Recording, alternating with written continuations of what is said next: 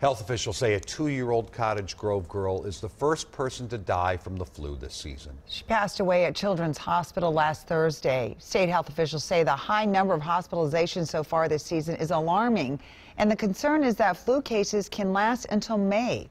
John Lauritsen shows us what experts are saying about the effectiveness of this season's flu vaccine. It's exhausting. It's very exhausting.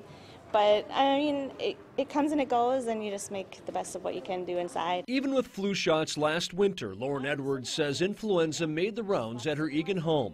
With a 5-year-old son and another baby on the way, she and her family have an extra incentive to wash their hands frequently and avoid germs. I work in a clinic, so I see a lot what comes in and out of the community, but yeah, myself, I stay pretty healthy. Try to keep the little guy healthy too. The most common flu strain circulating so far this season is influenza A, which has been responsible for deaths in children and older adults around the country.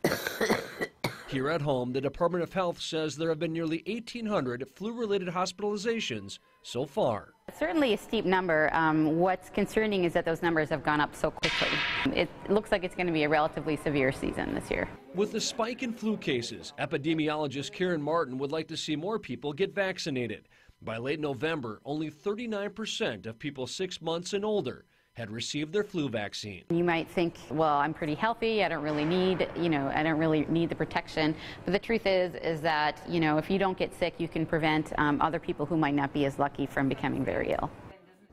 Martin told us that people who get a flu shot are 30% less likely to get influenza compared to those that don't get a shot. And even if you get the flu after a flu vaccine, she believes you won't get as sick. Again, hand washing, covering your cough, and just staying home if you're sick. We hear all this stuff all the time, but she said yes, it's the best advice really you can take is to stay home if you're feeling sick and everything else. So, all right. Thank you, John. You bet.